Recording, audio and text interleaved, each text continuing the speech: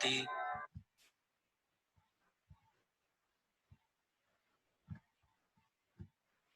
Rajesh. Hello. രാവിലത്തെ class നന്നായിരുന്നു. വളരെ നല്ലതായിരുന്നു. അതെ, നമുക്ക് നല്ലതായിട്ട് ചെയ്യാൻ പറ്റും. കുറച്ചുകൂടെ മാർക്കറ്റ് ചെയ്തിട്ട് നന്നായിട്ട് ചെയ്യാൻ പറ്റും. കാരണം ആർക്കും അതെ അതെ അതെ. എങ്ങനെയുണ്ട് സിറ്റുവേഷൻസ് ഒക്കെ?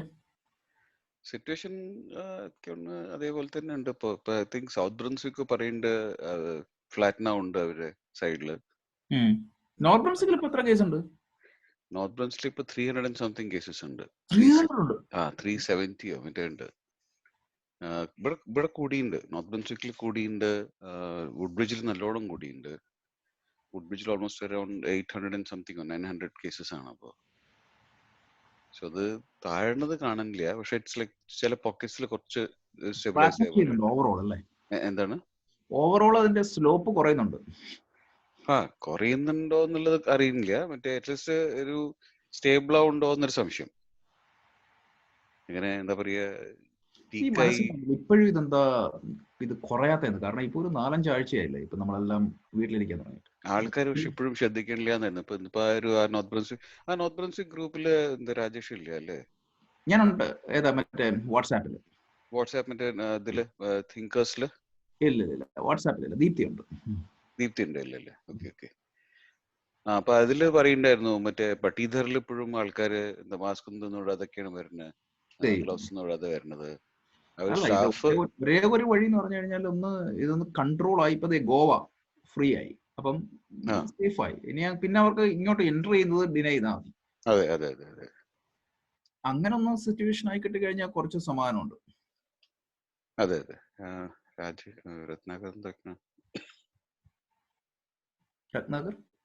രത്നാകർ ചേരാൻ പറയുക. ഞാൻ പറയും there is no password. He's asking if there's any password. Yeah, there's no password.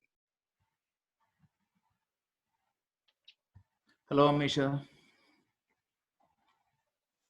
Hello, namaste. How are you? Good. How are you? Good. Considering the situations, we all are lucky. Yes.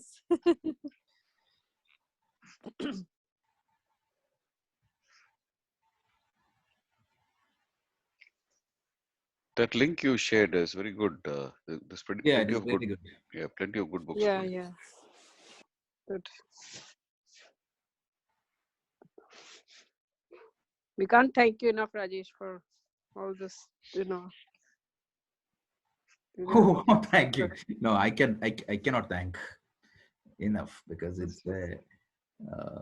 Like we're getting these precious pearls, and right, like we don't even have to leave our house and we are getting all this right now. It's just like amazing. Thank you. Kindle also, like sometimes you get good deals. Certain books are ridiculously cheap. That's true. Right. So yesterday I was checking, I started reading these world classics, both Indian and non-Indian. So yesterday this Robinson Crusoe was free of cost in Kindle. Like sometimes they give, nice. Yeah, like that you get good deal. Oh, there's that. So I think there's a website called Gutenberg. If you go on that, there's all these are free to give out. These Robinson Crusoe, all the old classics, if you know. I mean, from Charles Dickens and all those authors. They're all free in that group called Gutenberg. I think that's what. Really? Yeah, it's part of the conglomerate of all these publishing places where, like a patent thing, once it's out of that year, those books become free, and all those books come up there. And there are a lot of softwares which actually have links to all these books. Sorry? What site is that? Sorry, I didn't get it. It's called Gutenberg. I'll share it in the group. Okay, sure. Yeah. Thank you. And there are a couple of softwares which actually access these sites and give you links to all these books for free. So there's like a merchant. So what format you get? Is it? You can get it. So the format that they usually use is called Mobi. there's a few other formats that they use, but it's not in PDF format. But I'll share the links to that. So all the classics that we used to study in school, I mean, at least I did, the ones that I studied, I remember, like Merchant from Venice. Oh yeah. Yeah. So Robinson Crusoe was there, Huckleberry Finn, Tom Sawyer, all. So all these books, they're all free to air. They're all free. I'll share the links for that if you're Sure. interested in that. Right now I started to read, Sadhguru just came out with a new book, Death and Inside Stories. So I got a PDF version of that. Very, very intense. If anybody's interested, I'll send the link. I mean, it's not a link, it's actual the whole PDF. Yeah, if you can share it in the group, that'll be fine. Yeah, what I can do then later on, once you put it in the group, is I can share it in the OneDrive so that everybody has access to it also. Sure. Excellent. So it's 5 o'clock. So we'll get started. So let's start with the prayer.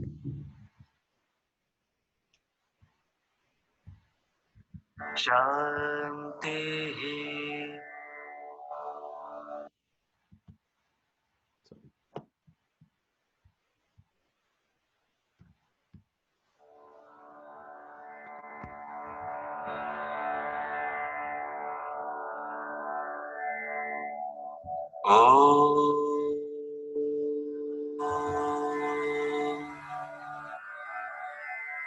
Sahana vavatu Sahanau bhunaktu Sahaviryam karavavahai Tejasvinavadhitamastu Ma vidvishavahai Om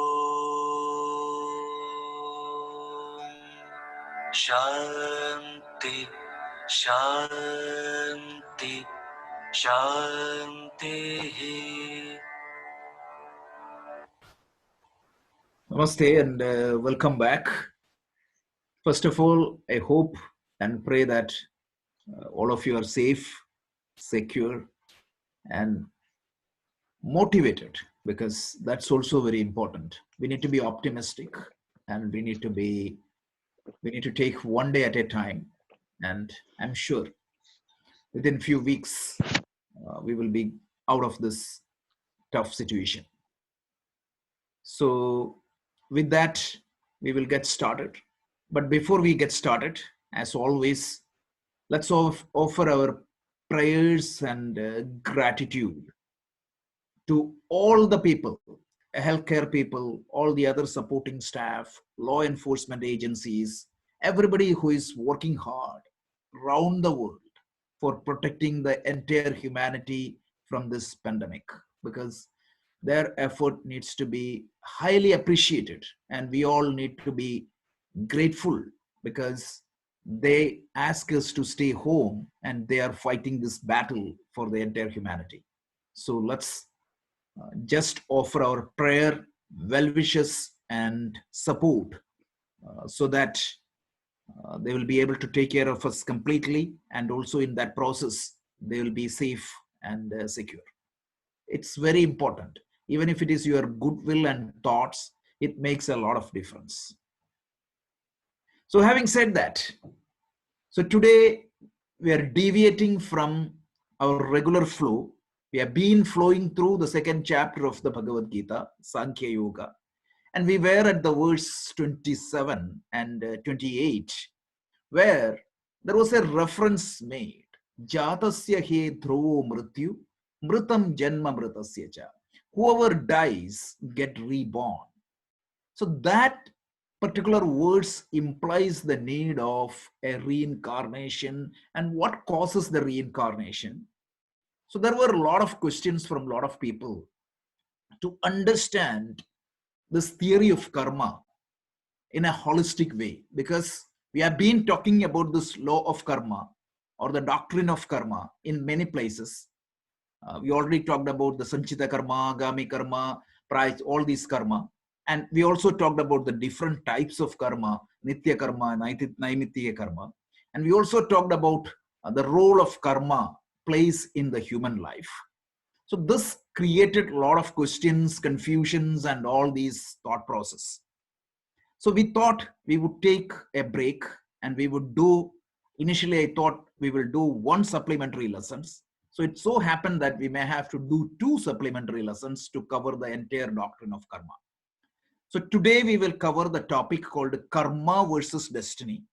And tomorrow or the next week, we are going to talk about the different types of karma and how the rebirth happens. And also we need to reserve at least 20-25 minutes for answering any questions.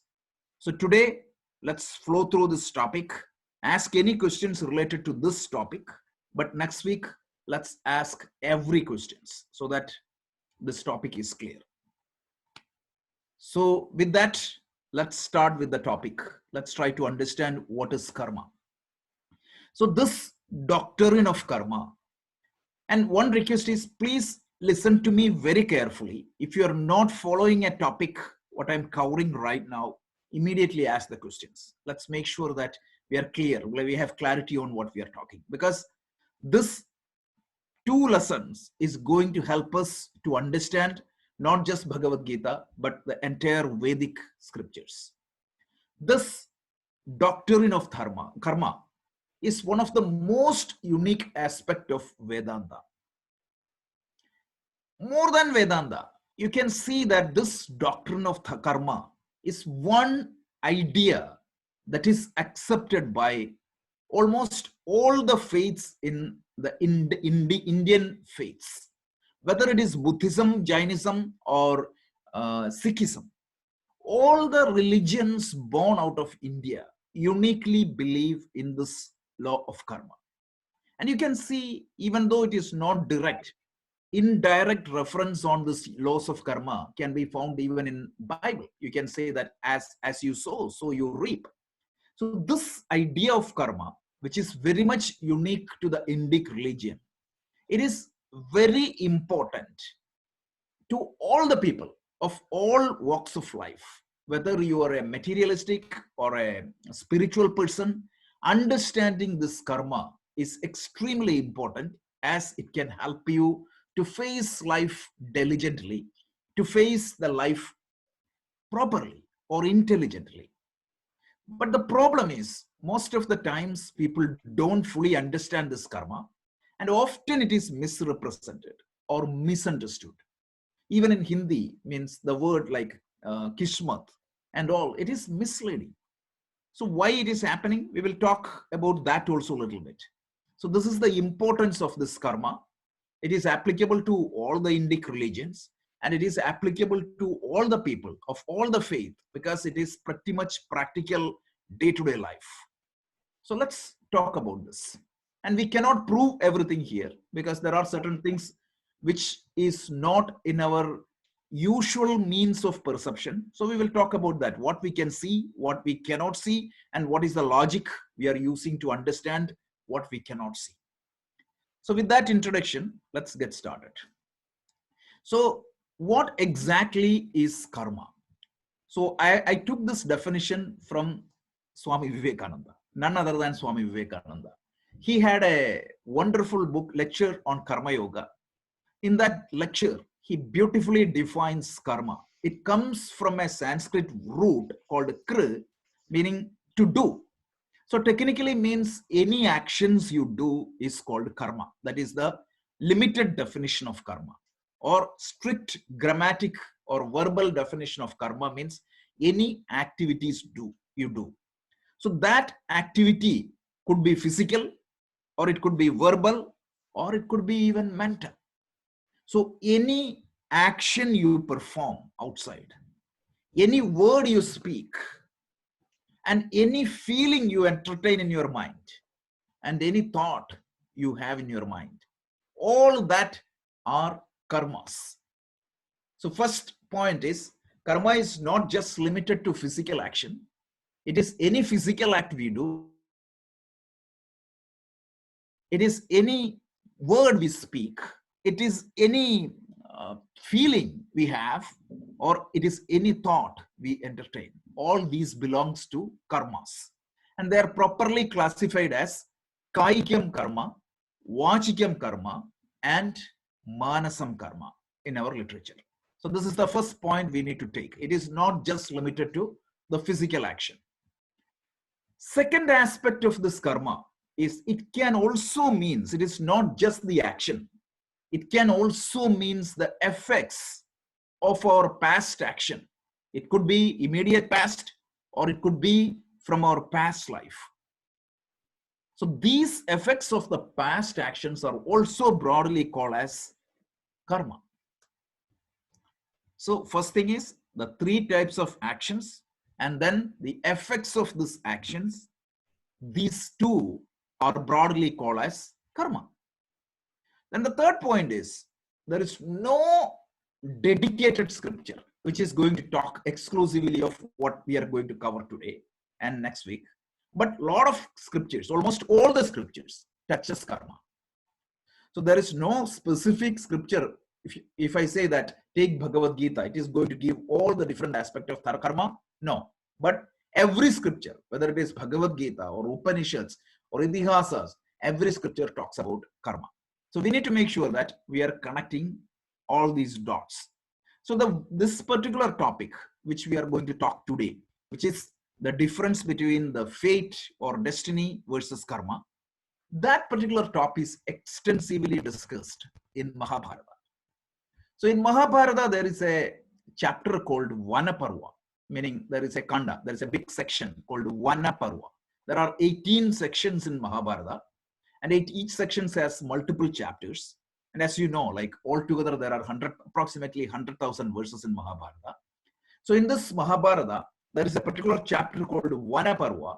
In that, Vanaparva means where the Pandavas were in forest in disguise. At that point of time, actually, there is an interesting conversation between Yudhishthira and Draupadi. So that gives a lot of insights into this theory of karma. So most of the things I talk today comes from that particular discussion between Yudhishthira and Draupadi. So interestingly, initially Draupadi was a little bit upset on why these things happens to Yudhishthira. Yudhishthira is known as Dharmaputra, or Dharmaraja. He means he is always conforms to dharma, righteousness. Whereas Duryodhana, it is known that he never follows dharma. But materially speaking, you can see that Duryodhana always wins and Pandavas always suffer until the final war. So Draupadi was a little bit upset. She went to Yudhishthira and she asked, "O king, why you are suffering?" And at that point of time, is that unfair? Is God is unfair? So at that time, Yudhishthira started talking about this karma. When Yudhishthira started talking about this karma, then Draupadi was reminded of a class she has taken or a discussion she had with a saint when she was a kid. When she was a kid, she had a chance to talk to some sages and they had taught her the entire karma theory. So she reproduces whatever she heard at that point of time, and that is a brilliant summary of this karma. So anybody heard of that topic, or this is the first time you're hearing? First time. First time. Okay, that's interesting. So I will send the verses also if you want. It's very interesting. Yeah. So this is from Vamaprastha? No, this is from Vanaparva. Vanaprastha is final. So Vanaparva, I believe that it is chapter from 29 to 34. You can see this discussion. So I'm going to talk about that. Rajesh ji, this is Paramita. I have a question. Is this the conversation, I'm trying to reconnect the dots. Is this the conversation where, Yudhishthira told Draupadi that you had more feelings for Arjuna and No. that's like, no. Yeah, this is different. So this is means, so you see, like Pandavas were like begging for food and they were wandering in the forest. So Draupadi was a little bit concerned. Why good people? Because remember last week, I think Rajesh, you asked me the question, right? Two people perform the same work. Yeah. But one gets promotion, the other one is getting a demotion. And the person who do the righteous thing, sometimes apparently he seems to suffer. This was Draupadi's question. And which is definitely the same question I heard from a lot of you people, right? Universal question. That is what? Universal question. Yeah, universal question, exactly. So let's try to understand that. So this is the context. So this doctrine of karma, first thing is, it is confirmed by our day-to-day experiences. How? I'm going to tell. When we try to do something, right, we try to do a lot of action, right? Consciously, it's not voluntary, meaning in involuntary work. Consciously, we try to do something and we expect a result. If the life is a deterministic model, what is a deterministic model? Those who studied mathematics, probability, statistics, you know that, right? There are two types of models in statistics. One is called the deterministic model. The other one is called the probabilistic model. What is the speciality of this deterministic model? So deterministic is predictable. Correct. It has, like, you know, if you do something, then it's guaranteed that the result will happen. Exactly. So in life, most of the times, means some actions you can say that it's kind of deterministic. Some actions you can say that it's kind of completely non-deterministic. Some of the actions could come between the middle, isn't it? Yes. You invest money in stock. There are certain deterministic aspect in that. If you don't do any homework and just randomly put some money to some stock, unless and otherwise, you means even then, sometimes what happens, without any research you put, sometimes you may see that like you will Jackpot. get a good result. And sometimes what do you see? Like you may put every effort and put money into the stock. This year that happened, right? A lot of our people have when they got the bonuses, they put that into their 401k, and you know what happened immediately after that. Yeah. Nobody could predict this pandemic. Sometimes some hidden forces are there. So whenever we try to do something, sometimes we feel that in spite of my best effort, in spite of my conducive circumstances, sometimes we may not get the result as expected. There is a classic example used by one of my teachers, Swami Dayananda Saraswati. This is one of the best examples I have ever seen.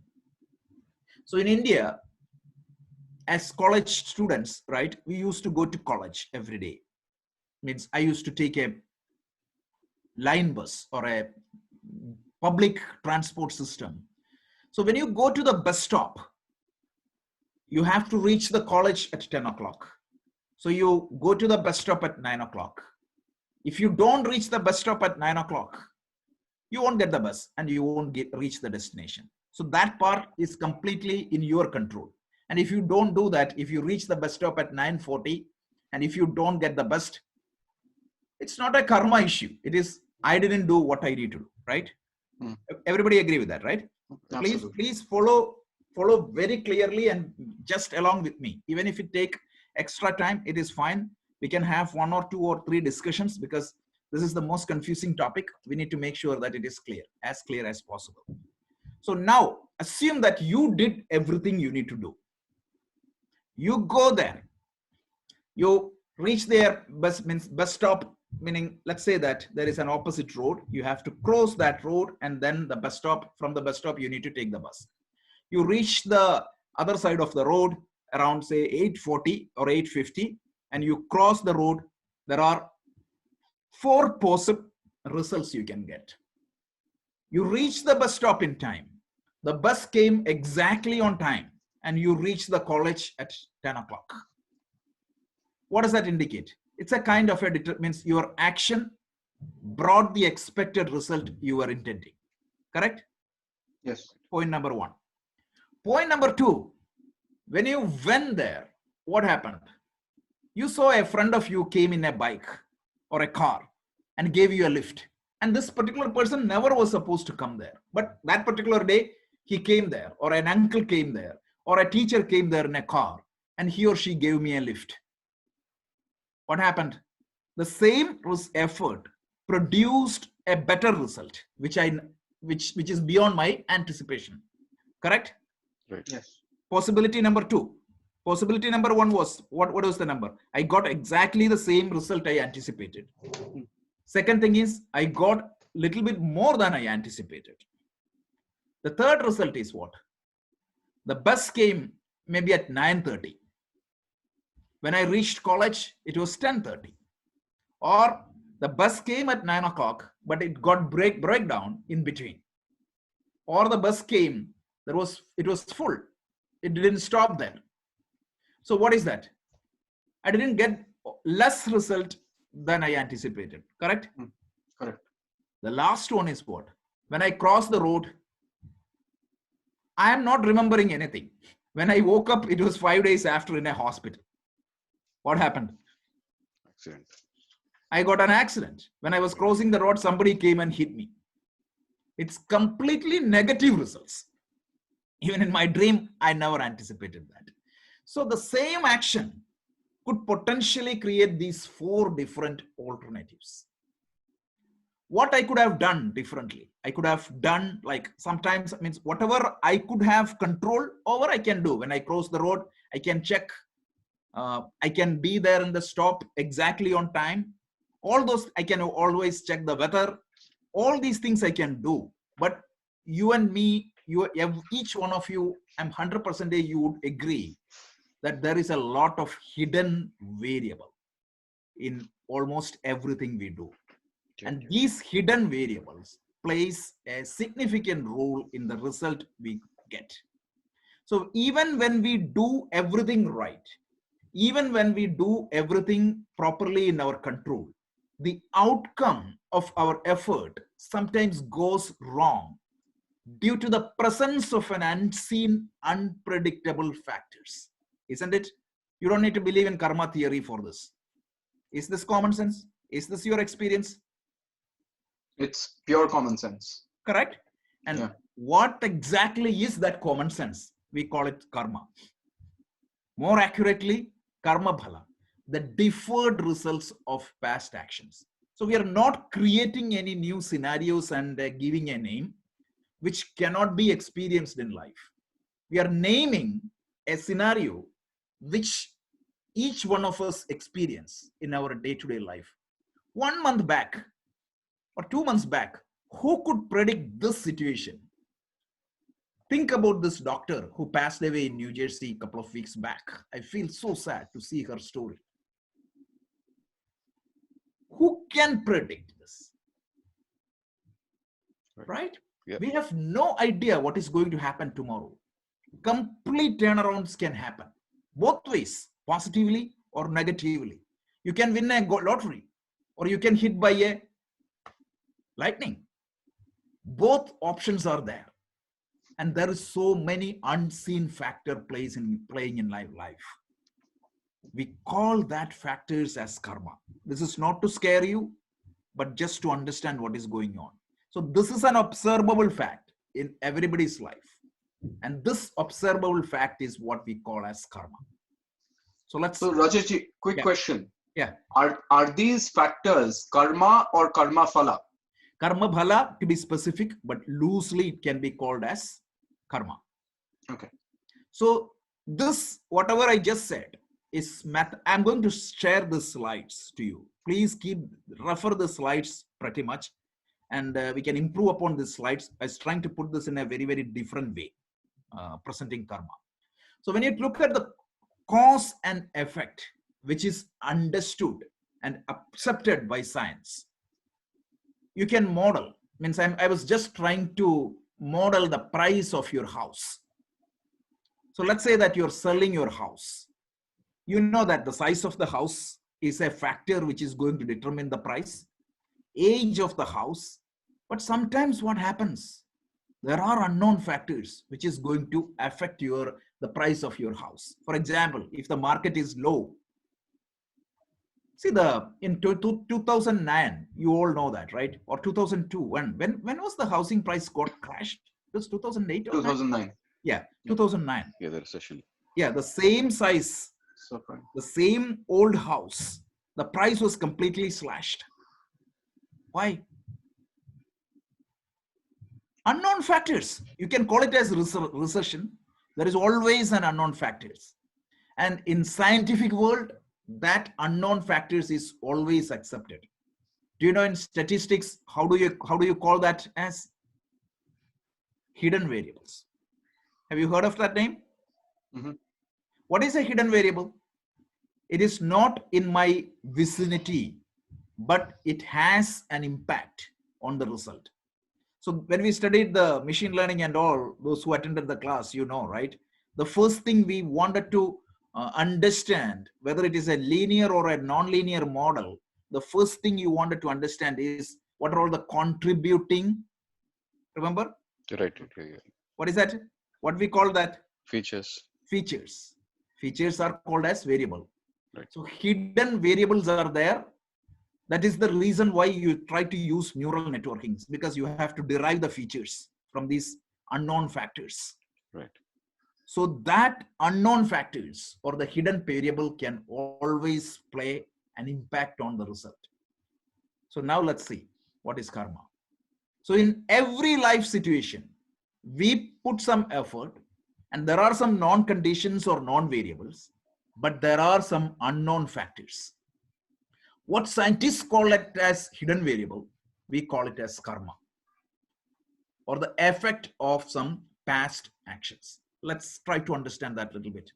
So what I tried to represent here was, you were expecting this result, but what you got is much lower than that, and sometimes a negative result. And I would say this is a particular model. The karma model explains this as the impact of karma, which is the unknown factors. Mathematically, this is correct. If there is an unknown factor, that also has an impact. Without knowing the unknown factor, you expect a result. Yes, that result you would have got if this unknown factor was there, not there. But since this unknown factor is there, the result will be skewed by the weightage of this unknown factor. Sometimes the weightage of this unknown factor is small, then you may get more or less the expected result. But imagine the situation, the weightage of this unknown factor is much higher, then you will get a totally different result. This is a simple statistical or mathematical model of the effect of karma. Clear? Let's move on. Let's jump in, right? So this is karma. This is nothing more. This is what is karma. So let's try to understand a little bit more. So what happens is, according to this doctrine of karma, every action we do now, every action means every voluntary action, conscious action. Every action I do with a will, right? Because sometimes what happens, there could be mechanical reaction. That the reaction means the problem of that would not be as bad as the conscious action. So let's limit our, means we'll talk about this responses or reactions, but first let's talk about the conscious action. Conscious action means I intended to do this. It's not that when I walked, I slipped on an ant. That's not the case. But I saw an ant and consciously I hit the hand. That's a different thing. So that these two are two different things. So every conscious action I do, or in other words, every action I do, it gives two results as per the doctrine of karma. One is called immediate and seen result. And this immediate and seen visible result of an action is called drishtabhala, or seen result. So I'll give you an example. So now it's the tax season. So you try to fool IRS. Let's say that you did some way and saved some tax through an illegitimate means. What is the immediate drishtabhala? I saved money. I made money. You are richer by that much money, right? Or you're stealing money from another person. What is the drishtabhala? Immediate result. You're richer. You're richer by that much money. Or if I give an act of charity, let's say that right now this pandemic is going on, you gave say $1,000 to a non-profit organization, or you gave $1,000 to somebody for eating food, meaning you distributed that to the community, or you brought some equipments. The immediate result is what? For you, Mental satisfaction. Yes, that means that mental satisfaction is there, and also physically, materially, you are you are poorer by that much money. Right. So you may get satisfaction, and you may see that the other person got some benefit. All these things are immediate results or the seen results, and this is known as drishta phala. So this is a very technical term. We need to understand that every action we do, it produces something called drishta phala. Drishta phala. And apart from that, and this much is acceptable to science and every agnostic. So the other result, what we say, this is a matter of belief and faith. We cannot prove it or we cannot disprove it. So the other result, what we call it as adrishta phala. Drishta means that can be seen. The adrishta phala means there are some hidden results comes back to me. That's an unseen result. It may not happen immediately. It goes to my credit. And this can be classified as punya or papa.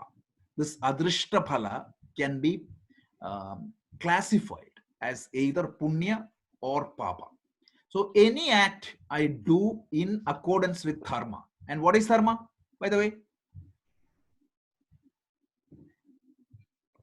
Righteousness. Righteousness means the definition of dharma means you are keeping with the natural order of the universe. Remember, we said there is a physical dharma, physiological dharma, social dharma, all that dharma. So what needs to be done at a given point of time, which is per the design of the universe, is called dharma. So if you take your body, if you don't exercise, if you don't take care of your health, that is a violation of the dharma. So dharma means you are doing the right thing to be done. Whenever you do something righteous, whenever you do something which is aligned with the natural order of the universe, that is called dharma. Any act in line with the dharma is going to earn you punya. This adrishta phala, it goes to your credit as punya. And any act you do against dharma is called papa. Papa is not the original sin, what we hear in this country. So the papa means an act which is contrary to dharma, which produces an adrishta phala, and which will be accounted in my credit. It will come back to me at some point of time. So this drishta phala, which is seen and which is immediate. Sometimes what happens, immediate means it may take years to materialize, but you would see that. And adrishta phala is either punyam or papam. So any act in line with dharma is going to be punyam. Any act I do aligned means not aligned with dharma is papam. And this is an unseen result. By the way, I'm building the concept in a flow. So please follow with me. Okay. So this. And every time there will be a adrishta phala? Every time there will be an adrishta phala. So it could be punya or it could be papa. And the degree of punya will vary upon the degree of action. And now I'll talk about how this punya and papa and all determined, etc. But let's flow through the step-by-step process, right? Rajesh, can the drishta phala also have a component of hidden variables which we learned about? Yeah, definitely. It can. It means the drishta phala also can have immediate means hidden variable. The hidden variable can means affect both drishta and adrishta. Okay. But what I'm talking is means yeah, absolutely. And also sometimes it is a deferred result. I got richer by cheating IRS by means $1,000, but next year I got a tax audit. That can also happen, right? All these things can happen. So, but what I'm talking here is the adrishta phala. It is completely invisible to me, and it is accounted in my credit. So we'll talk about that. And this twofold results constitute the fundamental principle upon which the doctrine of karma is based on. So first of all, you need to understand these two, the drishtam, adrishtam, punyam, papam, to understand the doctrine of karma. Okay, so far so good? Yes. Okay. Sorry, I'm taking a lot of time and making sure that it is clear. because I really want all of you to get it. So it may take a little bit extra time compared to what we are doing. So even if it takes one or two more classes, we need to understand this. Okay. So now this is what is the law of karma. So this, remember, before the previous slide, I said, every new action I do in my life, it can have our effort and known conditions. And there is this unknown factor is always an input to any new actions I undertake. Correct? So tomorrow I'm going to invest some money. So my effort is there, the non-market conditions, everything is there, but some unknown factors can also affect. Immediately I invest the money, some war, some pandemic can happen somewhere, or some political change can happen, or some news can happen, it can break it. So this unknown factor is always an input to any action I do. So now let's see. So what we are saying is the theory of karma is telling me that this is a matter of belief. I cannot prove it or disprove it. So the theory of karma is telling me that any action I undertake, my past adrishta phala is going to be an input to that action. So the past adrishta phala, the adrishta phala in my account can come as an input to my effort with any actions I undertake. So that adrishta phala accounts for the unseen, unpredictable factors in our life. So for example, you told me, I work hard, I did everything, but I didn't get the expected result. Sometimes you see that just prior to the exam, I got some distracted. Hundreds of thousands of stories can be seen if you read the psychology book. I was reading Seligman yesterday. So he was talking about a girl who was admitted to his course. She had like a golden like profile. That's how he described this little girl. But in between, suddenly, without any reason, you could see that this girl got 2 Fs in her grade. So these type of examples you can see hundreds of thousands. This is one way of going down. And sometimes you can see like somebody, means you know that some people who when they were studying, they didn't do any perform well, but you can see that they're performing exceptionally good now. So it can go in both directions. And why the karma theory explains that as just like every action has a hidden variable as an input, and what determines this hidden variable is this adrishta phala from my previous actions. And that is not just limited to the actions I have done in this life. It could be limited to all the actions I have done so far, which is part of my prarabdha. I'm going to talk about that, what prarabdha, etc. But right now, just understand that the results, the deferred results of my past karma, the deferred results of the punyam and papam I have earned in my up until now can potentially be an input or potentially be a contributor to the actions I do now, which can completely take a different turn on the expected results. So if you really look at this example, this is a very classic example given by Swami Tadatmanandaji. So this, imagine that you have a river. Your goal is, the intended effort is, you want to swim from here and reach here as the destination. But what happened is the current of the river is such a high that when you try to swim, what happened? Instead of reaching here, you reached here. So that is the actual result. The effort should have produced an intended result, but you got a completely different result. So this unseen force of karma is often illustrated by swimming across a river, right? In spite of your effort to swim directly towards the destination, what happened? The swimmer's path can be diverted by a current of the river. So just like that, the swimmer's path is diverted by the force of the current. The outcome of our effort is diverted by, means the force of karma in our life. So we may intend to do something, but our of our efforts can be diverted by this force of karma. So the so-called karmic current exists. Why? Because it is the fructification or it is the materialization of our past karmas. So this path of the swimmer is not just determined by his effort. Of course, his effort is one of the contributing factor, but the power of this karmic force is also a determining factor, which we often term, the scientists often turn it as hidden variable that also can affect the result. So the outcome of, if I summarize what I just said, the law of karma says that the outcome of every action is due to two factors. One is our effort. In the karmic world, it is known as prayatna.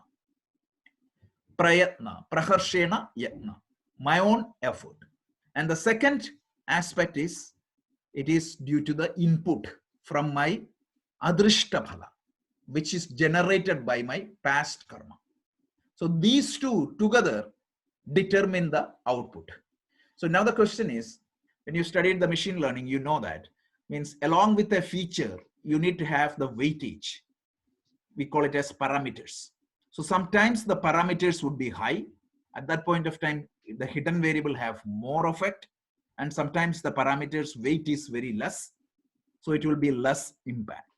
So this is how we model the karma theory. The rishis models the karma theory. Let me pause here. Any comments? Again, we are building the thought. We will talk about what exactly is the karmas that manifest this time, this lifetime, etc. So we will talk about when we talk about the type of karmas, like the sanchita karmas, prarabdha karma, agami karma, etc. So that we will talk later. But right now, understand that the output of our action is not just determined by our effort. Hidden variables also will have some impact. And what exactly scientists call as the hidden variable is what we call as the karma. So far, so good. At least theoretically, you understanding this? Mm-hmm. Yeah. Good. But let me ask you, have you studied the karma in this way so far? No. Okay. No, this is very structured. Yeah, good. So this is, let's go further now. Hey, Rajesh, one question. Yes, Vahesh. So how do I differentiate the lack of efforts and the effect of karma? Like, let's say I do something, but there is a critical lack of effort on my part. Yeah. I don't get the intended result. Yeah. And I blame karma. Correct. I'm coming to that. Okay. I'm coming to that. That's exactly the point is, a lot of people find this as an escape route, right? So Rajesh ji, I have the reverse question. Yeah. Sometimes you can also be stuck in a rut, yeah, where no matter how hard you work, yeah, it's futile because your karma is just so messed up. Yeah. That, you know, and how do you identify if you're such a person or not? I'm going to come to that also. So Rajesh, I have another question. Sure. This is Sashi. Yeah. Is this karma is there a link between the karma of your family members or your your father, mother, whatever, or is it like an independent entity as such? Sure. I will come to that also. These are all wonderful questions. So I want one volunteer to note all these questions, because next week means I don't know whether we will cover all these topics today, but I really want to spend 2 or 3 weeks till we answer all these questions. Can everybody who has a question please put it in the chat so that I can note it down, and then we can. Yeah, I noted all these 3 questions. So Mahesh has a question like, how do I identify the lack of my self-effort? So when I'm not doing work, I just blame karma for my failure. Mahesh, that's what your question was, right? That is correct, Rajesh. Yeah. And Arnabji, your question was just complimentary. I do all the effort, but my karma is so bad. How do I identify that? And Shashi, your question was, who is responsible for my karma? Is it just me, or is it just my family, or is it just my community, or is it just the entire humanity? Right? I just expanded your question a little bit further, but that is yes, Rajesh. Yeah, that's exactly what I meant. Okay, good. So we'll answer all these questions. So I noted all these three. We will answer one by one. Let's finish the... Rajesh, I'm just thinking about your COVID response and how mankind's impact is coming on this way. No, I see that there's no point in putting an explanation on some of these pandemic, but I'm going to explain why this theory can help us in facing these situations, because I don't want to blame that, okay, we did collective sin, that's why we are doing it. No way. I don't want to make that comment at all. And scriptures specifically talk about that. Who are you to judge on that? But I can help you to find some consolation and hope in any situation with this theory. But Rajaji, we should also assume accountability for our actions, right? Exactly. That is the beauty of this karma. So next week, I'm going to give you 10 benefit, which I found in Power of Positivity, a popular site, attributed to theory of karma, which is 100% correct. It is not fatalistic. It makes you responsible for what you are doing. So again, I'm not trying to cover the portion. Let's go. Let it take as much as it takes. Like even if the Bhagavad Gita is suspended for 2-3 weeks, this is fine. So let's continue. And also, let's talk about that. Means we'll try to these things a little bit more clearly. So let's continue this doctrine of karma. So when you have a law, means who in this country enforces the law? Like suppose you do an account mistake or audit mistake. There is a governing process in a company, in a country. Suppose you take the company's data to your personal laptop. The ITRS is responsible for getting hold of that, right? And also every company or every organization, every government, there has to be some law enforcement agency or the governing body, which makes sure that the law is enforced. If you break a traffic law, you will get a ticket. And there is a police system is responsible for enforcing that. But the problem with the day-to-day law enforcement process is it is human. So there could be human mistake. There could be wrong judgment. There could be like sometimes you may get completely escaped. You may run through a red light and you may get never caught.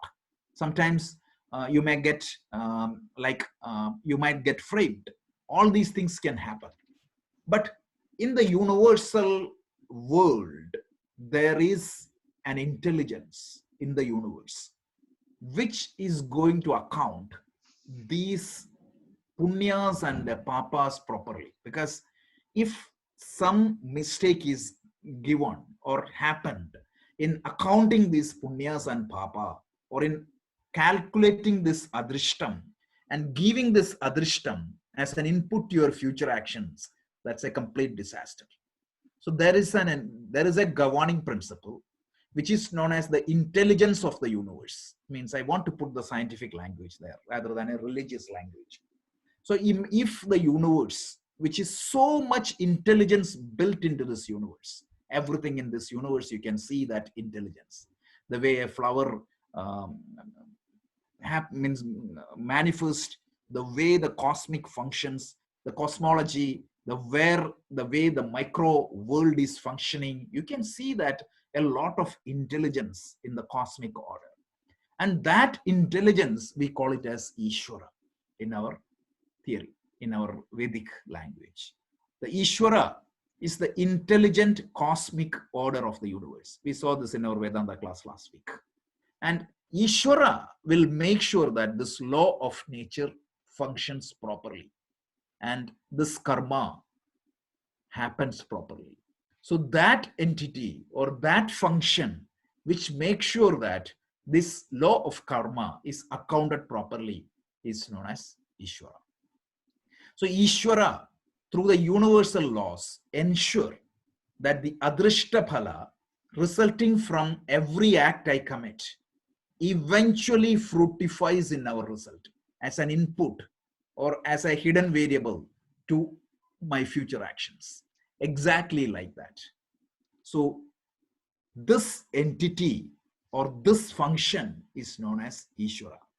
And one thing is, unlike any human law enforcement agencies or the governing principle, which can act in error, which can act impulsively, Ishvara will not act like that. Ishvara's law will be, or the universal law will be perfectly fair, and it will not give me more, it will not give me less. Instead, it impartially gives. If I have done, I'll get the result. If I have done punyam, I'll get good result. If I have done papam, I have get papa result. You may see that all these people who are cheating, all these corrupt people are getting escaped. You're only seeing the drishtaphala. You will see later. It will manifest in their life. That is for sure. And this is what we call as Ishvara. So the role of Ishvara in the doctrine of karma is the Ishvara is the account keeper, and the law means the enforcement body, which makes sure that the karma bhala is properly distributed. And that is why in our literature, we use a name to call Ishvara. Anybody know that? Karma bhala dada. Have you heard of that? Yes.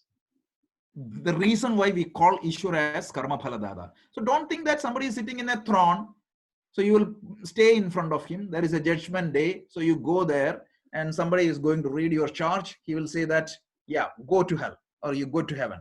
That's not the idea of Ishvara. Those are very primitive concept of Ishvara, which came from primitive human mind. But if you really analyze scientifically, or if you analyze means with an expanded mind, with some logic, you see that this function is known as Ishvara. And we had a long discussion on Ishvara on last Thursday. So this is just an extension of that. So Rajaji, here we are learning that like this system run by Ishvara is completely a meritocracy. Correct. Over multiple lifetimes. Absolutely. Is there any room for grace? Absolutely. God's grace in this system? Yep. We'll talk about that. So, absolutely. Rajesh, I have a question. So is it, is it that this, the Drishtifala or Drishtifala is, we have to, go through the phala, or is there any way to do something and avoid it?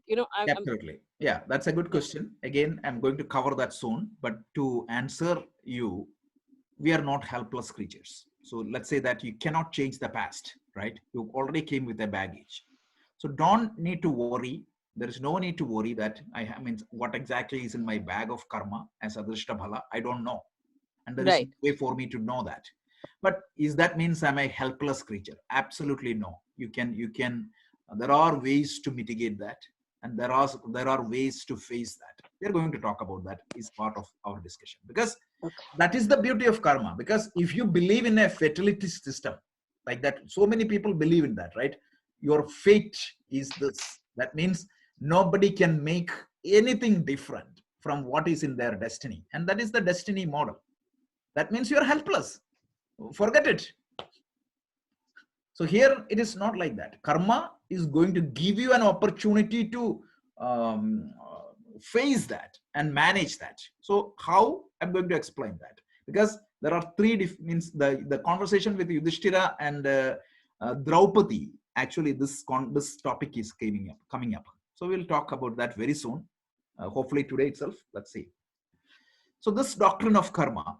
So this karma, that means, for example, each one of us are born in this world with this particular life. So if you take myself, I am called as Rajesh. This is my life.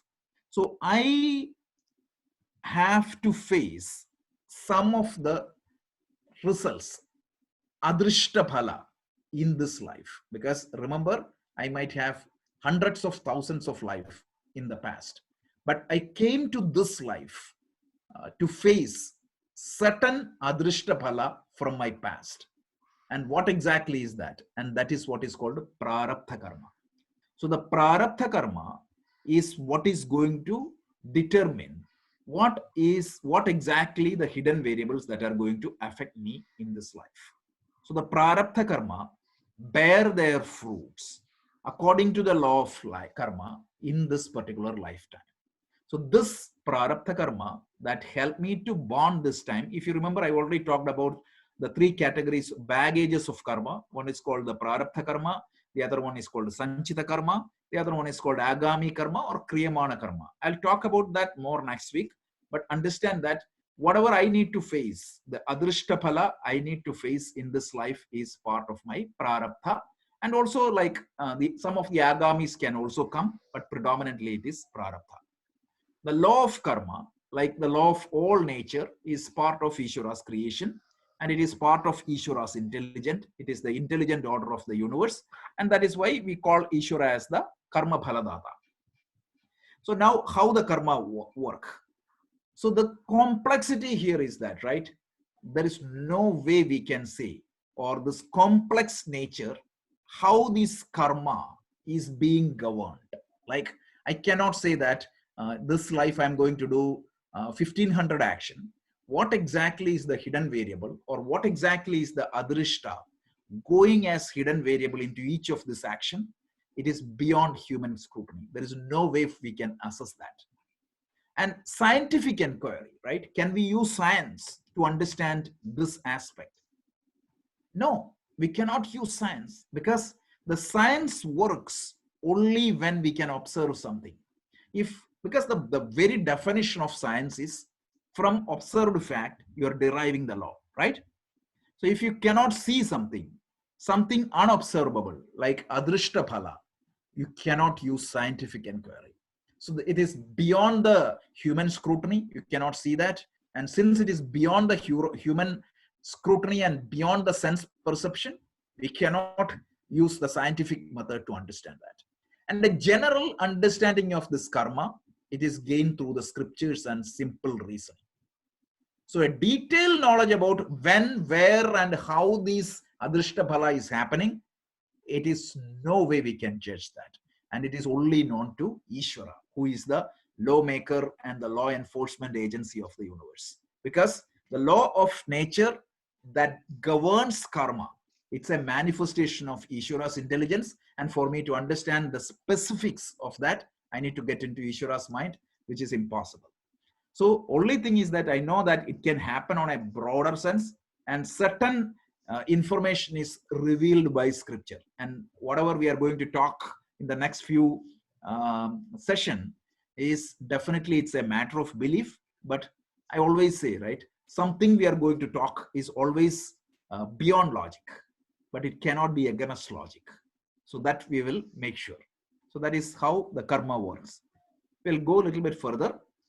So the question is, we are helpless to the extent that we have no choice of the past karma, right? The past karma, we don't have any choice. It happened and it will come to the present moment. But the fructification of the past karma is metaphorically in Ishvara's hands. It is not in ours. Only metaphorically, right? It's a cause and effect. Since I did that, it will come back. Even though the Ishvara established the so-called karmic current, which we encounter every day, but that doesn't mean that we need to be hopeless. Because as I said earlier, we still have the ability to use prayatna or effort. Even though we don't have a choice over the situations born due to the past karmas, but we are always free to respond to these situations using our own will and our own effort, because we have a will and we have an effort. We can do something. So this is not putting us into a hopeless situation. So I'll give a simple example. So I think we are at 6 o'clock. So probably I'll give one example and stop here, but we may have to continue 2 more sessions. I thought we can finish it in 2 sessions, but it may take 3 sessions, but I'll just tell what is upcoming so that you are aware of what is going to happen. So you all, I mean, played cards, right? Mm-hmm. Yeah. So when you play card, right, what exactly is the cards come to your hand? Do you have much choice? Unless you play some wrong, put some random. Malpractice. It's purely random, right? Yeah. But sometimes you get a good hand and you can still lose. Why? Personal skill. Yeah, my effort, right? True. I can screw that up completely. And on the other hand, some good players, what they can do? Even with bad cards, they can Even play. though with their bad hands, how am I going to you play each of these cards? Is that determined by the person who distributed the card? No, that's the player. That is the player. So exactly that. So unfortunately, the life I have right now, I got a set of cards. But how do I play with that cards? It's in my hand. So Rajaji, in other words, can your Agami karma totally override your prarabdha? Yes, it can take care of a lot. So that's what we are going to talk. We are going to take the same river example. So that's the next topic. I'll just scan you through that. So how does the karma work, right? So we are going to talk about that. And what are your options? So for example, like if your goal is here, if you sim like this, what is going to happen? You reach here. You'll get to your goal. So you can change your direction. So I'm going to talk about this, how this can, what are all the choices you have. I'm going to talk about that because this is exactly given. I'm not making it up. This is the conversation with Yudhishthira and Panchali, Draupadi. So in our next session, we are going to say that what exactly is the role the will is going to play and the self-effort is going to play. And that is exactly going to answer a couple of questions three of you asked. And then we are going to see what are all our options. What role the prayer is going to play. What is the role our prayatna is going to play, right? And how does the prayer is going to help us? What is the logic in that? And people fail to understand karma. 3 categories of people means that also answers some of the questions you asked just now. So 3 categories of people we will talk, and then we will talk why this karma theory is so important, because how to face the difficult situation in life. So all we need to see. So we will talk about that in the next session, and the session after that we will talk about the different baskets of karma. Once again, from this understanding, we need to understand what constitute your agami karma, what constitute your like prarabdha karma, and what constitute your kriyamana karma or the sanchita karma. All this we have to see. And also we need to understand the choice. When you do willfully act, how many categories of action can happen, right? So you can have your nitya karma, naimitya karma, kamya karma, and the prayaschitta karma. And what is the impact of this prayaschitta karma? How this prayaschitta karma can be used to manage your previous karmic effect? And can that karma's effect be erased, or how do you get mitigated on that? So these are all the upcoming topics. So this is it's a big topic, but we will in the next 2 weeks we'll cover it. And sorry, I had to take a couple of weeks off from the Bhagavad Gita, but since almost 8 or 9 or 10 people asked the same question, I thought probably it is better to address this before we proceed further. So before we go further, right? So let me recap what I talked so far today. And if you have any doubt, please stop me here. Let's clear that and move that now. So we said we try to understand what is the definition of karma. We understood karma constitute any actions I do. It need not be physical actions. It could be the speeches as well as the feelings and the thoughts I entertain. And the action as well as the effect of that action on the next karma is also broadly called as karma, even though we call it as karma phala. And then we try to understand any actions I do, there are 2 categories of results I get. One category of result is called as punyam, the drishta phala, the seen result or the immediate result. The second category of result is called as papa, adrishta phala, unseen result. And this adrishta phala can be categorized into punyam and papam. And then we did a little bit of analysis on the cause and effect relationship in any action. And I said, like any action I do, it can potentially give 4 different scenarios. One is far exceeding expectation. Second one is means meeting the expectation. The third one is less than expected and completely opposite. We took the example of the bus and analyzed those 4. And we found that for the same input, in spite of me putting every effort, why I'm getting different types of results at different period of time. And you yourself know that some period of time in your life, whatever you do, it won't happen. And I had such times. Whatever you do, it just goes in the opposite direction. I'm sure each one of you might have faced that. In spite of your best effort, you may find that unexpected results happening.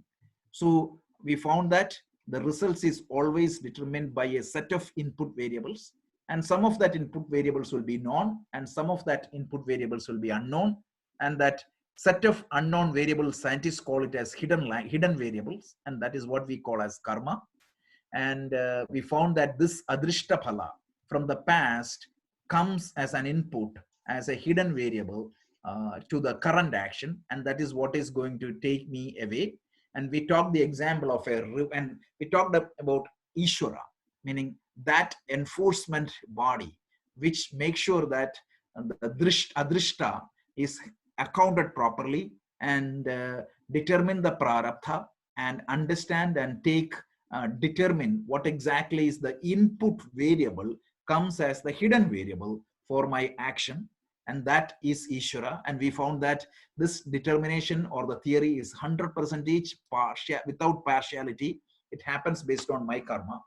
And then we saw that like this Ishvara, when it enforces, we are not completely helpless, because the output is always constituted by two variables. So we have a choice. Even though the karma is not in our hand, we do have some options. And we said next week we will talk more about what exactly is the options in our hand and how we can mitigate the karma. So that is going to be the topic of next week. And the week after that, we will see the different baskets of karma and the different types of karma. So that gives you a very, very high level overview, or at least enough details on the karma.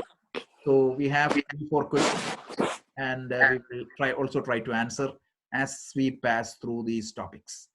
So whatever covered today so far, any questions or any comments? Is it clear, first of all, whatever we covered?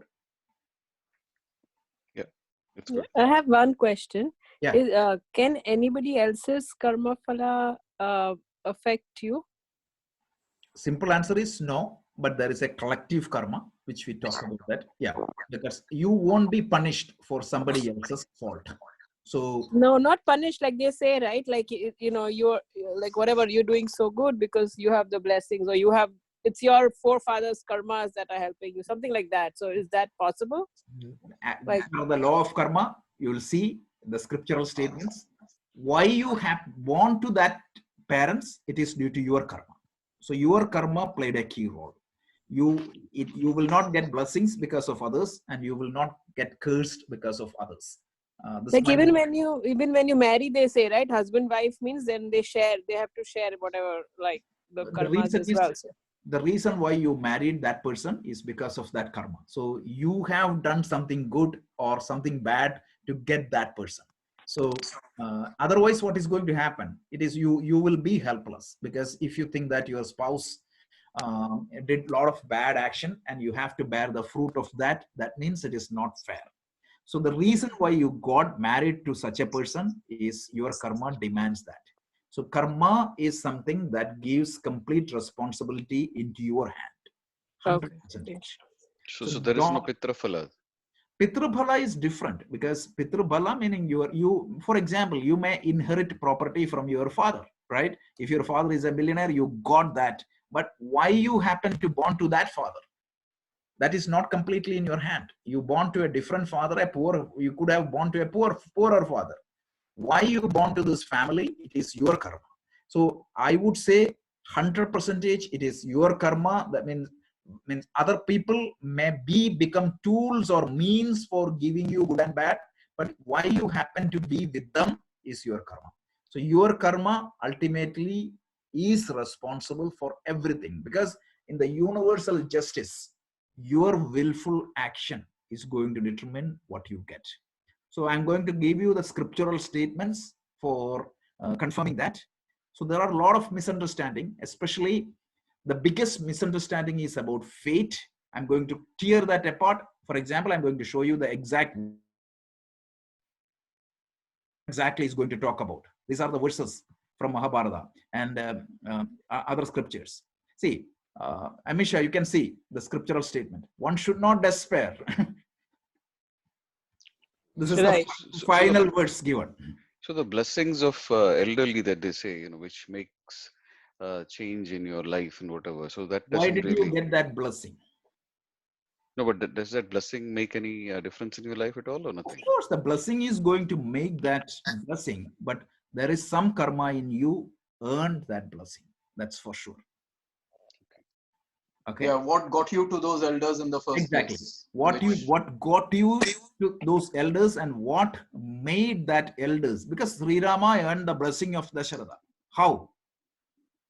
Because he was born as a son. He was born as the son of Dasharatha. Second thing is his action in that life also. So both. There is something, something that is going to attract that. So please don't think that somebody can bless us or somebody can curse us. No. Yes, if I may get that blessing and cursing, but it is due to my karma. Make yourself responsible.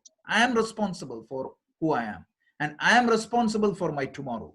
So you have a choice right now. What you do, it is going to come back to you tomorrow. So the scriptures, all the scriptures, whether it is Ramayana, Mahabharata or Vedas, Vedo kilo dharma moolam, conform to dharma. Conformance to dharma is the easiest way. It is the best lifestyle. It is going to solve all the problem. So that is the theme we are coming to. So again, I know that this is something, a matter of faith and belief, but when you believe two options, believe something that elevates you, not something that put you down. If you believe that there is a God who is just because of his will, he is putting you down, and just because of his wish, he is putting you up. What is the means? You're helpless completely, right? Unfortunately, if you don't come into the vicinity of God, you're gone. So those are very primitive ideas that cannot be logically stand. So this karma, it is make you responsible. It makes you hope. It helps you to face some difficult situation gracefully, and it will give you an opportunity to rewrite what is going to happen to you. So something, believe in something that is going to lift you and elevate you. Always. Rajaji, one question. You mentioned that there is, we can do prayaschitta karma to override some of the ill effects of our prarabdha. Yes, I'll tell you. So I'm going to talk about this in detail, but since to appease your curiosity, yes. So imagine that you are riding a car without a shock absorber. What is going to happen? The car will feel, you feel the shock. Yeah. Suppose imagine that you are putting a shock absorber in a car or a bike.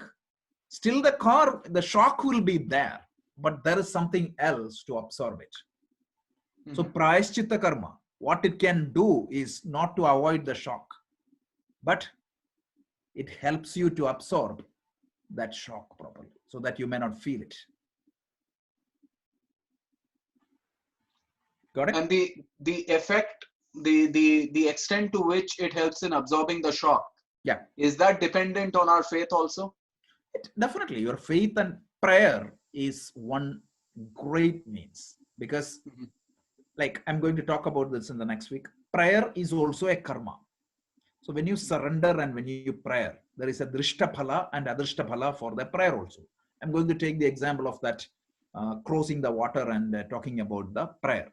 There is a drishta phala and there is an adrishta phala, and that adrishta phala will come as punya. So prayer is one option. Understanding and facing this another option. Being optimist, that is a wonderful third option. So there are so much of thing, and Yudhishthira and Panchali speaks. This optimism is completely mentioned, like being optimist to face these situations, because when you know that, okay, these are all not completely your stuff, and you do have an opportunity to get out of it, you will be more optimistic. Because being optimistic is one of the greatest skill you need to learn. And very recently I was reading, even their immune system is high, and recent research shows that the longevity is high. Everything, even if it is even if you don't believe in this karma, something talks about this loss of karma. It is going to help you to lead a better life, a happy life, a contented life, a positive life, rather than cursing everybody from God to the spouse. Typically what we do, we just give up. So somebody was telling me the other day, like in the childhood, he thought that he will change the entire world when he becomes big. When he became a youth, he at least thought that, okay, at least if I change my country, that is good. When he became middle age, he thought that at least if I change my community, that is big. When he became a little bit of more aged, he thought, if I can change at least my family, that is good. During the end of his life, he realized what? He should have changed himself. At least if I had changed myself, that itself is a big thing. So karma is going to help me and change myself. When I change myself, when I lead a dharmic life, you will see that a lot of things will automatically turn around. And second thing is that it gives you enough courage to face any setbacks in life positively. Like whether you like it or not, there are certain things that needs to be endured. Remember in Bhagavad Gita we saw Krishna was talking, you have to develop a discipline called titiksha, which helps you to face situations diligently. And understanding the karma is an extremely important thing to face the life properly. Even when the pandemic comes in, right, there are two choices for me. I can sit and cry that 37 days I didn't even get out of the house. Majority of the time I'm sitting in a basement. I cannot go and do any enjoyment. I can worry, right? On the other hand, I can think that, okay, I'm at least blessed. I don't need to go to the front. If I was a healthcare professional, I had to go. There is no choice. I have to go no matter what. And that is my dharma there. Right now, my dharma is just to make sure that I'm staying isolated and I'm not getting it. I'm not spreading it. That is my dharma. So in that time, I get a lot of time. I can study a lot. I can read a lot. And that's why I was encouraging all of you to read the world classics, not just the spiritual books, just read the world classics. Amisha was kind enough to share a link where you can read a lot of books. Read Shakespeare, read Shelley, read Keats, read Kalidasa, read all the scriptures, read all the other books, because your brain needs exercise, and this is a God-given opportunity. And a lot of people used to tell me that they never had time to see the family. Now, what happens? You have the entire time. So make sure that whatever comes to you, it is part of the karma, our karma, global karma, all that is there. But how to make use of that, right? The cards got in my hand is not so good card right now for all of us. But how do we play that card, right? Right now you can play with your child. You can do some fantastic family time. Watch all the ancient movies, right? Put a movie challenge. If you like movies, watch all the good movies and read all the books. Play board games, smile, laugh, and make use of the situation wisely. That is in my hand. How do I play with that card? Right? This is a very direct application of this, what I said. What the pessimistic people do? They'll just sit and brood. Brood. And when the work starts in the high pace, they complain. I don't have time to sit with my family. Yeah. Isn't it? So that's what it is. So that's it. So we'll continue this 2 more weeks. We will cover it. And just like this, if there is any topic, let me know. And we will be concluding our Vedanta discussion this Thursday. I thought 2 weeks it will take, but this week we'll conclude. We'll talk one. And next Saturday onwards, we are starting one book. We will take either Sadhana Panchakam or Atma Bodha. So I would request all of you to join. Please invite your friends, because whatever we can learn together, it's a great opportunity. Means we can do that through Zoom. Thursday evening, 8:30, means we'll make it 8:30 to 9:30. And Tuesday we have Bhagavad Gita chapter 7, which is another wonderful topic. We'll do from 8:30 to 9:30. And then we have machine learning tomorrow. We will talk some interesting part on neural networking, and we have Python, and we started the meditation class today. It was a fantastic session. Thank you, Gina, for that. And we will continue more such sessions. And I've asked Vikrant Singh Tomar to give a couple of motivational speech to our group in English. So we can do that also whenever you want. Sure. Yeah, that'll be great. Yeah. Perfect, Rajaji. Rajaji, the Mahabharata verse between Draupadi and Yudhishthir. Yeah. Can you please send that also? I will. This is a one verse. A couple of verses I quoted here, but a few other verses also I'll put that in. Yeah. This verse, what you see on the screen right now, it's a Mahabharata verse. Mm-hmm. So I quoted 2 verses here, but more is there. Okay, fantastic. Mahabharata is such a vast treasure of knowledge. I'm reading Vatmiki Ramayana also, which amazes me in every verse. It's such a fantastic book. I'm reading a couple of other books. I'm reading of course, as I said, Robinson Crusoe. I'm reading Learned Optimism, and I was so surprised to see a lot of connections there. A couple of other books also in my portfolio. So put some reading challenges, and it's an exercise to your brain. Please, because your brain needs to be stimulated, and these studies are also extremely important in that front. Any other creative ideas anybody has, please share that with the group. Rajaji, do you set aside and dedicate a time every day to read, or do you just read whenever you get time? Absolutely. Not a particular time, but I'll make sure that every day I read at least 10 to 15 pages. 2 to 3 books I take, like 10 pages I read religiously. It's a discipline. It automatically, it became a habit. So whether the pandemic is there or not, it flows through me. So I thank myself for that. Just like you dedicate time for your exercise, your meditation, you have to do that. Reading, Swadhyaya, it's a self-study is extremely important. This is not just for your intellectual knowledge. This will reflect in your work. This will reflect in your intelligence. Believe me, please do that. And don't read one genre of book alone. Don't think that I read only the spiritual books. I read all the types of book. And I set time for watch 2 movies every week. So from all type, different languages, 2 movies at least I watch every week. So these are important. We need to make sure that we are enjoying the life. We are exposed to a lot of things. Movies are fantastic because it gives you what is happening in life. And even I'm trying to watch these 80s movies now, some of the classics. It's interesting. So I think, Rajesh, you should also give us a lesson on time management. Yeah, sure. So Rajesh, yeah, this is Sanjay. So, I mean, after starting your lecture, I started dedicating like at least 30 minutes every day to read the books.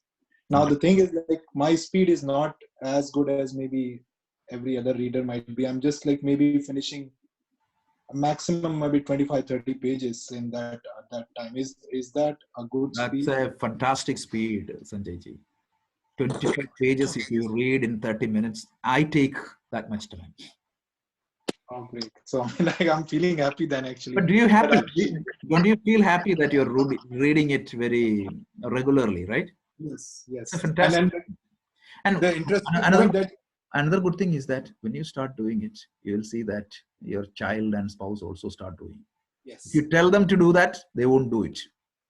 Yeah, my son started reading along with me, so he's putting that like effort. And beautiful. The good thing, I mean, like the good point that you highlighted, I'm not reading just one book.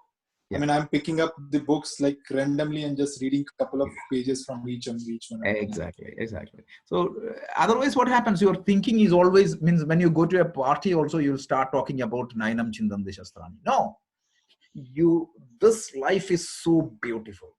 It has different dimensions, and all these dimensions are equally important, right? So anything that tells you to set away one from the other, it's hopeless. So you have to dedicate yourself into all the different dimensions of this wonderful life. And as I said, like, this is a quiet time. It is a isolation time for all of us. How you can make use of that to the best of the ability. You can read more, you can play more, play board games with your kids and spouse. It's fantastic. Spend some quality time. I talk to them, appreciate their goodness, and do something together so that all of you laugh and enjoy. It's very important. Spirituality means not running away from life. So people used to brand you, right? So when I used to do the Bhagavad Gita class, one person came to me and last year, and he saw that I watch all these movies. He was so surprised. Do you watch movies? He said. Some people have that attitude. So please. Yeah, sure. And there is just like wanted to share that there is very interesting book. I mean, I follow Devdutt Patnaik, and his book is Ramayana versus Mahabharata. It's a very interesting book where the similarities are given between these two yugas and how the story relates to each one. I mean, like, absolutely, I would read that. Thanks for sharing that. And anybody, right? Whenever you read an interesting book, please share that in our group. Just give a gist of that. Deva, thank you very much for sharing about that mind over medicine. That was good. It's a different perspective. And also one thing is that everybody has a right to express their opinion. It may not be always aligned with your thought. Just take it as another point of view and understand that. That's it. There's no need to get, sometimes some people get frustrated reading, how can you write like this? How can you criticize like that? It's okay. Like, just take it very positively. Just read it, and a point of view is a point of view only. I may agree with that. I may not agree with that. Just leave it. What was that book, Sanjay, you said? Ramayana versus Mahabharata by Devdutt Patnaik. Is it already published?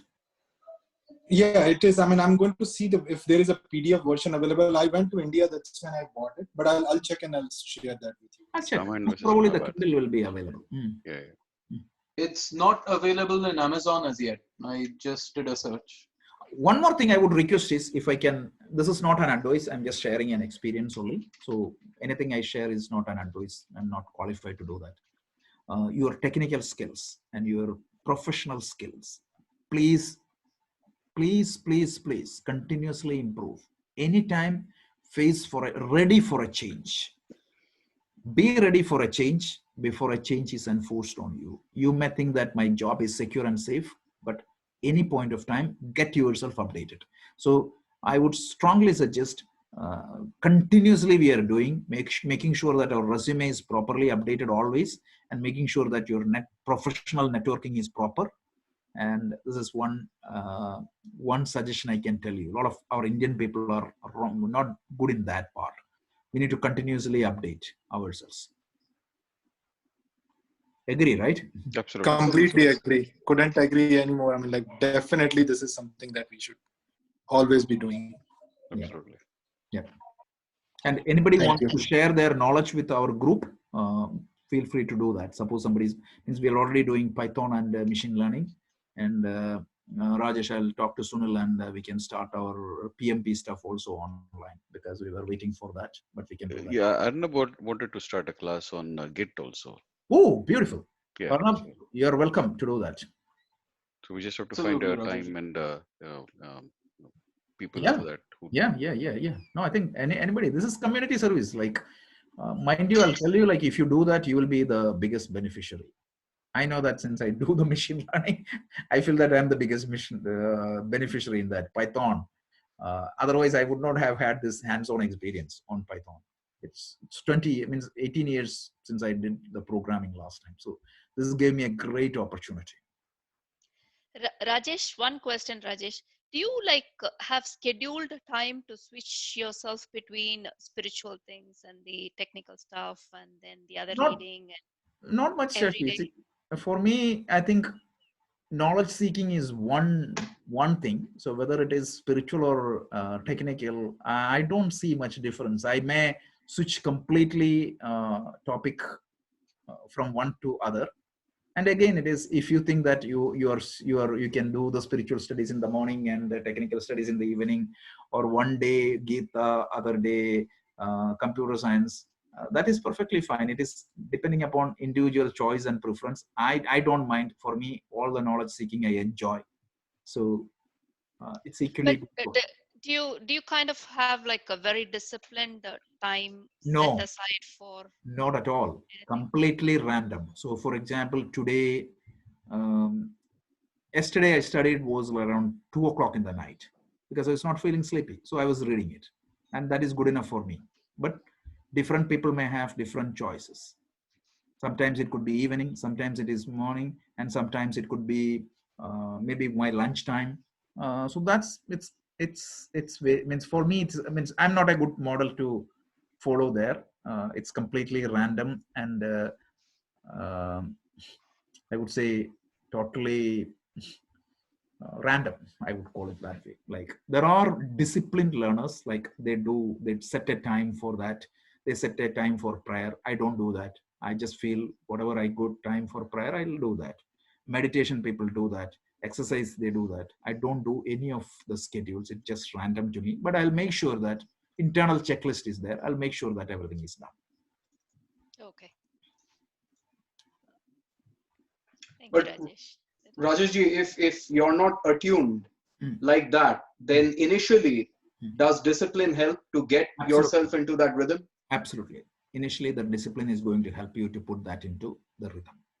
And once you feel that it is part of your DNA, it is already programmed in you, it will happen. Mm-hmm.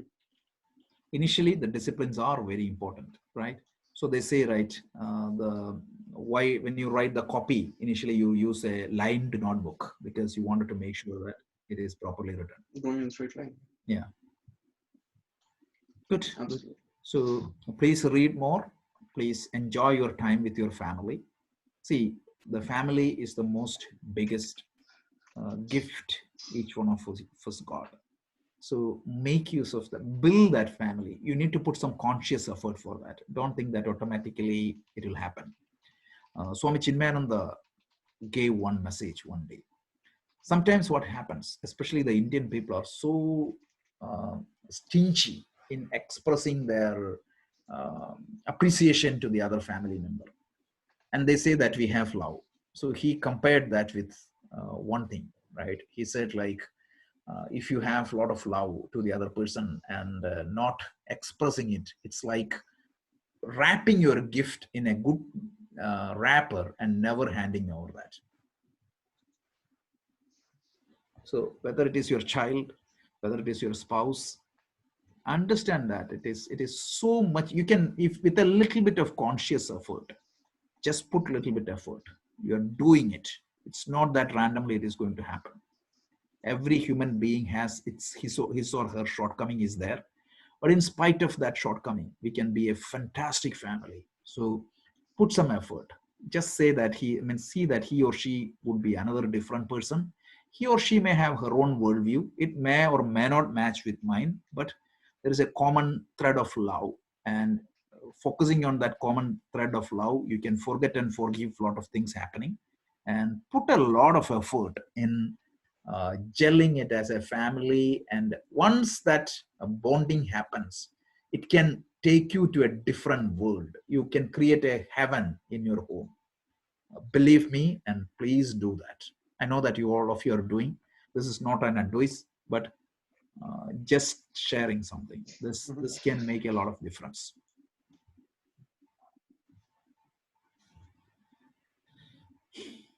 Anything else? Okay, so we'll stop here. Stay safe, enjoy, and I'm sure, please be optimistic. This will go away. Thank you. Thank you. Thank you, Rajesh. Thanks, Rajesh. Thank you.